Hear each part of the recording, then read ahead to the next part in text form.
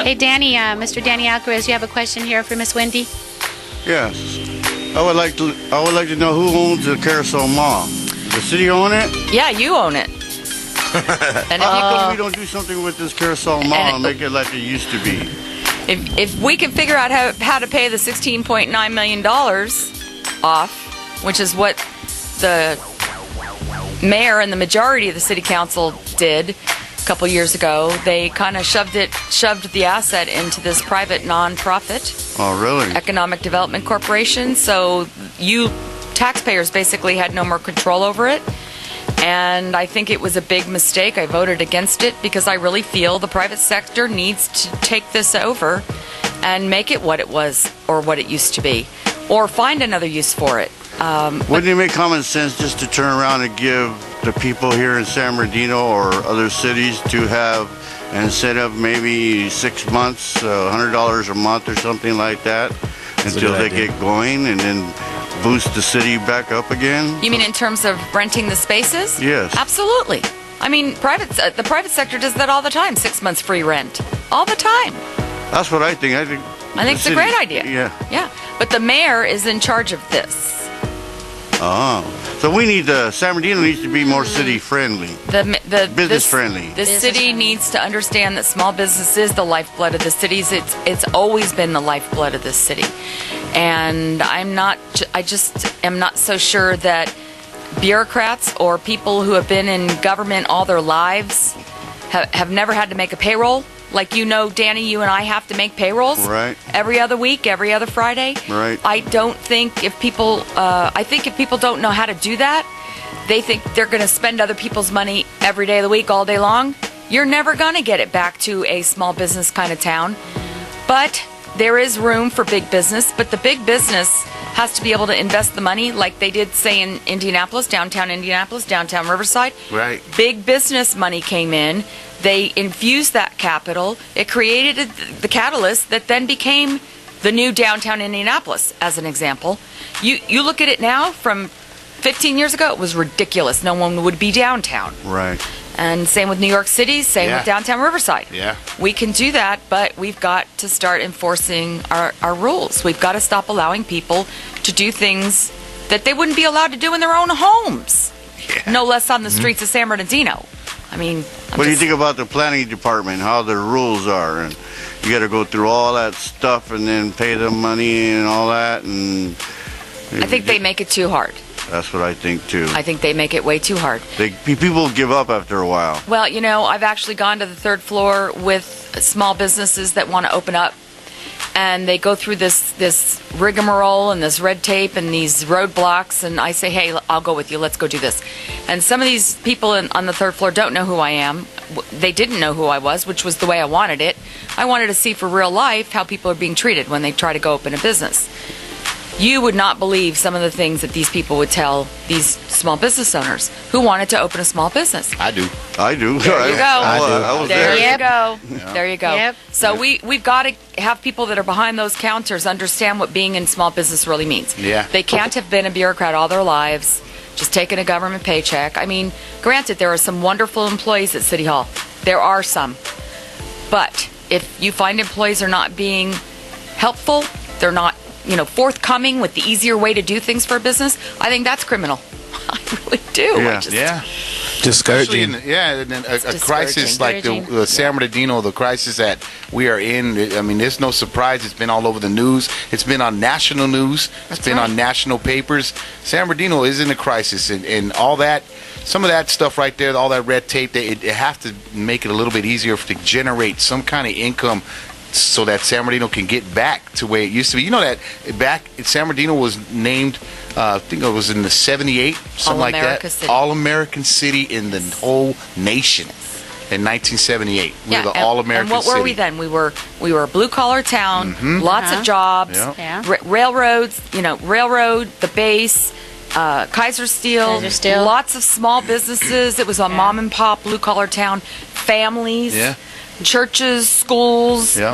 I have a question that a lot of people are asking me on Facebook, and they want to know, how do you feel about being, you were recalled as a council member, yes, but at the same time elected as a mayor. How do you feel about that? What do you say about something like that happens? Well, in general, I was like recalled that? as a council member, and I got the most votes in a race for the mayor's position amongst 11 candidates. Right. The recall, and this is my opinion, I'm sure that the listeners, there will be both sides of the story listening and wanting to get their 2 cents in. The recall was funded by some very rich men who were very successful in brokering the water deal in Rialto out from underneath the taxpayers. $1 million was made on that brokering deal, and I think some of these rich men see San Bernardino as the next prime place for the pickings. And they recalled me because I wasn't going to buy into that deal. And I didn't have $250,000 to fight them. But what we did do was educate the public into the fact that as mayor, I can make things that are good for the public to happen and stop things that are bad for the taxpayer. And I also had people tell me, as far as the recall was concerned, that, well, we were somewhat confused. I've had quite a few people tell me this, as a matter of fact. Wendy, we weren't really sure that if we could vote for you for mayor if you were still a council member. They thought that there was a problem there. And so we voted yes to recall you, but we voted for you for mayor. Okay, I'm okay with that. I mean, if that's what you thought, how can I didn't have the money to explain that to every single voter. But I can tell you that if I was recalled, which I was, or the voters recalled me, they saved a special election for the 7th Ward Council seat. And now they have the opportunity to vote for me for mayor and listen to the platform. They can listen to the things, now that I'm not a council member, that I voted against. They can hear the reasons I voted against many of those things. They can hear why I complained about $192 million spent on this and $200 million spent on that. No, nothing to show for it. Yeah. In terms of the taxpayer. And that's where I disagreed with some of my colleagues on the council. I did not play the game. I've never been one that will play the game the way they want me to play it. I'm about as independent as the rest of you here. You're here because you're independent thinkers. You're independent doers. You're not going to be rubber stamped by anybody, and nor am I going to rubber stamp bureaucracy, because that's not what I was elected to do in the first place. Right. But these boys spent $250,000. They paid $5 a signature to get my name on the ballot, and then they spent, I think, another, I don't know, $75,000 or $80,000 in mailers and all of this other stuff to say that I am the biggest piece of garbage walking. And you know what? I think the voters were smart enough to realize, at least triple the voters that recalled me were smart enough to realize that she's not what they say they are. Right. And now I get a chance to prove that. And San Bernardino was like one of the only cities that owns their own water rights, right? Exactly. Well, we own the system. You, the taxpayers, own the system. You own the water reclamation plants. You own the sewer lines. You own all of that. And I do know that there is a group that's trying to sell that, or there's something the group going. that got me recalled. And I don't like that. I don't like that. Well, these used to be good friends of mine. Yeah. Yeah, and as I remove the knives from my back. Been there, done that. Yeah. And we're still neighbors. We have That's a good the other we problem. got a saying over here. We let the haters hate. We're gonna do what we do still. And the haters are hating really badly now, and it has created a very divisive community. It has made enemies from friends, and I think that's a very sad thing. Yeah. I apologized to Team CAMMACK publicly because I felt horrible at some of the things that were being said to them about their opinions. I think that's wrong on every level. But they call that democracy. I guess we should be proud to live in a country where that's allowed. I think if any politician or anybody that's really getting into slandering their opponent, you know what I mean? I think that's classless. I think it's because I haven't heard her say anything bad about anybody.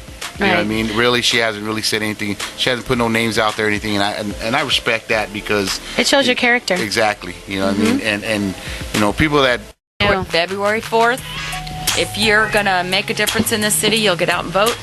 You'll vote your conscience. You'll understand the candidates. You'll do your research. That's right. You'll go to the Facebook pages. You'll go to the websites. You'll talk to your neighbors who may know these candidates personally. My personal cell phone number is 499-8045, or you can call me at work, 883-0766. Wendy 4 Mayor at gmail.com. 4 as in the number 4. Email me. I'll email you back. You ask me questions. I'm an open book. I mean, I am what I am. You hear what you hear. You see what you see. That's me. You see, this is it. Yeah. This is real. Yeah, and I mean what I say. Yeah. Yeah. That's you right. You can take my word to the bank. A woman with a vision. Well, at least a woman with a heart. A woman who's cried many tears in this city over a lot of wasted money and some bad projects, but a woman who really believes that the people are going to save this city. I see it. I see it every day, and I don't want to let them down. I don't want to let this team that has been put together just from people coming out of the woodwork saying, we're tired of the way it's been. Oh, yeah. We want this team to make something happen. This team has humbled me, literally brought me to tears in their love and their support and the abuse that they have taken in this campaign. It is sad. It is very sad. Well, you know, San Bernardino, everybody out there, you know, it's time for a change. It's time to do something right for the city. It's time to, really get together as a team and fix. Because even Colton, Rialto, Fontana, everybody. As long as San Bernardino's good, everybody's good. That's right. That's you know exactly what I mean? How it works. That's how it works. It's like a little chain reaction. So you know what, San Bernardino, get out. You got to vote. You have to vote. And it's time for a change. And we've got a strong lady right here with a vision and a heart that's ready to help us do it. Let's bring dancing back to the streets, Hey, Miss Wendy. Let's do it with I'll music. help. Let's heal this city. Let's bring that sparkle back. Let's bring those cruise nights back. Let's bring that city, those plaza, those fiestas, those concerts, the mall. venues, The mall. the mall. Let's bring the mall back, Wendy. Let's bring the mall back. Route 66 is one of Route my goals. 66. Yeah. One of my Really? Well, my husband and I worked on their budget Awesome. early on when it first came under the city's oversight, so to speak, and it made a profit that year. It lost $13,000 the year before. It made $167,000 the year my husband and I were managing that budget. Now, why is it that it couldn't be profitable every year? Why is that? It should be. Because it got under bureaucratic control. That's why. They need to let people like us run it. Yes. You know what I mean? Right. Hey. But let me mention one more thing. In case someone doesn't know where to go vote, like if they just didn't get a ballot or something, they can go down to 777 East Rialto at the Registrar Voters Office. They're open Monday through Friday, not Martin Luther King Day tomorrow, but every other day pretty much. And you can vote right there. All you do is give them your name, and they'll give you a ballot, and you can vote. All right, we got a few more seconds right here. Si se Let puede. everybody know where they can find your information. Once again, your number, or if you got a Facebook, where they Facebook can is go Wendy on. 4 Mayor. Website's Wendy 4 Mayor with the number 4. And the email address is Wendy4, the number 4, mayor at gmail.com. And all of the contact information's there. Or phone number 499-8045. There you go, ladies and gentlemen. We want to thank you, Ms. McCormick, for coming through and hanging out with us today. It's very, very nice to meet you and very nice to talk to you. Good Yes. man. Very, very nice.